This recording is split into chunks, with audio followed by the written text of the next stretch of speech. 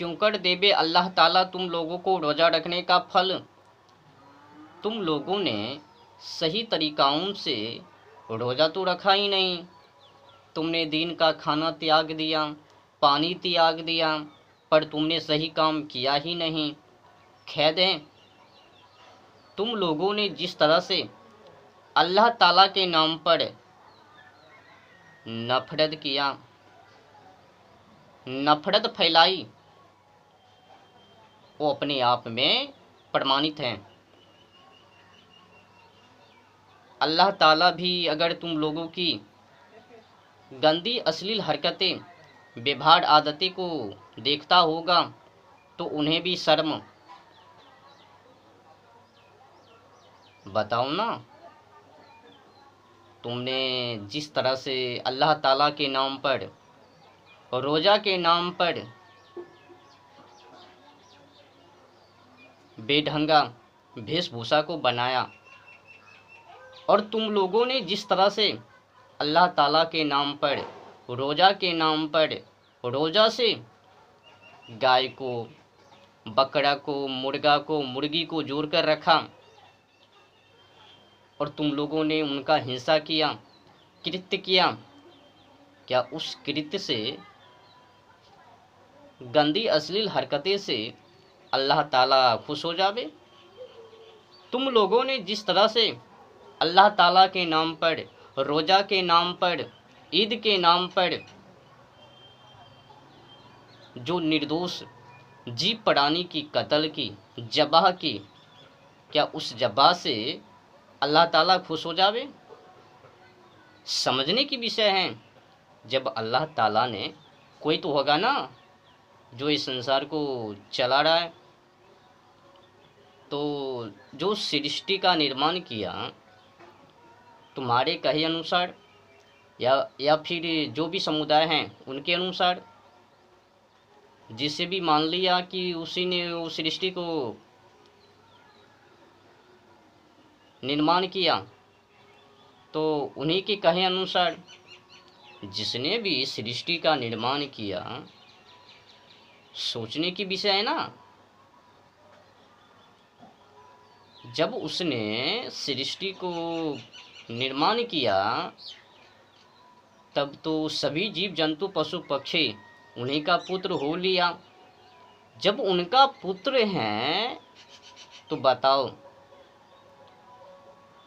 एक पिता अपने पुत्र से दूसरे पुत्र की ज़बाह करवावे। संतान तो एक ही पिता का है। जब उसने सृष्टि का निर्माण किया तो उस हिसाब से जितने भी जीव जंतु पशु पक्षी हैं पृथ्वी पर, सभी तो उनका पुत्र हैं। जब उनका पुत्र हैं तो बताओ ना कि किस हिसाब से तुम लोग उन निर्दोष जीव प्राणी की हिंसा कर रहे हो, ज़बाह कर रहे हो। क्या उससे वो पिता नाराज ना होवे? तुम अपना पर ही ले लो ना। आपके 4 भाई हैं, 2 भाई हैं, उन्हीं में से एक की ज़बाह कर देवे तो क्या तुम्हारे पिता खुश हो जावे? क्या तुम्हारी माँ खुश हो जावे? नहीं ना। तो सृष्टि का निर्माण करने वाला परम पिता, वो तो तुम लोगों की काला कृत्य काम से 1% खुश ना होवे। आप चाहो तो मस्जिद में जाके नाक को रगड़ लो, या भी जो भी चढ़ा दो, जिस भी तरीकाओं से रोज़ा रख लो, कोई फल ना मिलवे। जो भी मांस खाता है, मांस का भक्षण करता है, उनको 1% फल ना मिलवे, वो व्यर्थ में चले जावे। किस बात की रोज़ा? एक तरफ मस्जिद में जाते हो, नमाज पढ़ते हो, रोज़ा रखते हो, और ऊपर से साइड से, बगल से बकरी की कत्ल, ज़बाह। भाई साहब, ये जो कृत्य है ना, गंदी आदतें, हरकतें हैं ना, ये किसी अज्ञानी मौलाना का चाल है, जिसने भी घुसेड़ा कुरान में, और तुम लोगों को जिसने सिखाया। बच्चों, इतना तो सोचो ना, क्या तुम में विवेक नहीं? क्या तुम लोगों को भेद करना नहीं आता? क्या तुम लोगों को समझ नहीं? जब एक ही पिता का दो चार संतान हैं, तो वो जो पिता हैं, वो पिता अपने पुत्र की जबा करने के लिए किस बात की आज्ञा देवे? पिता के नज़र में तो सभी पुत्र एक ही समान है ना। भले चार पुत्रों में से एक नालायक क्यों ना निकल जावे, पर पिता तो सभी पुत्रों के ऊपर एक ही नज़र डालवे ना, एक ही विचार से सोचवे ना। भले ही पुत्र मानवे या ना मानवे, पर पिता तो पिता होता है ना। पर तुम लोगों ने अति कर दी। तुम लोगों ने तो नियमों का उल्लंघन किया। फिर तुम कहते हो कुरान में तो लिख ही दिया, गलती हो जावे तो इंशाअल्लाह अब गुनाह माफ़। गुनाह कभी भी माफ़ नहीं होता, लिख के रख लेना। जो भी कृत्य तुम लोगों ने किया उनका दंड भुगतना ही पड़ेगा। अगर उसने क्षमा कर दिया तो समझ लेना कि कोई भी उनके नियमों से ना डरवे। तब तो यहाँ का जो वकील जज है ना, जो रुपये के बल से बिक जाता है, वही हो लिया।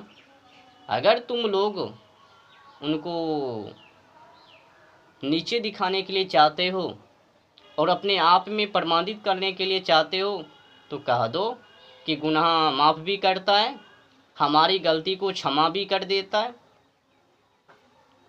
तब तो सपोर्टर है ना भाई साहब। ईश्वर पहला नंबर तो किसी का सपोर्टर नहीं होता, वो तो सत्य और असत्य के अनुसार न्याय करता है। जो जैसा करबे उनको वैसा फल देवे, वही तो काम है उनका। अगर उसने पक्षपाती और निष्पाती की तो समझ लेना कि वो मानव ही है। जो गॉड्स हैं, जो परमात्मा है, ईश्वर हैं, वो पहला नंबर तो किसी का भी पक्षपाती निष्पाती नहीं करता, इसमें नहीं पड़ता वो। नहीं तो भ्रम में पड़ जावे, न्याय करने में समर्थ ना हो पावे, और जो ही पक्षपाती या निष्पाती करवे तो ही वो फंस जावे। ये तो मानव का काम है पक्षपाती और निष्पाती करना, देवों का नहीं। अगर तुम लोग यही सोचते हो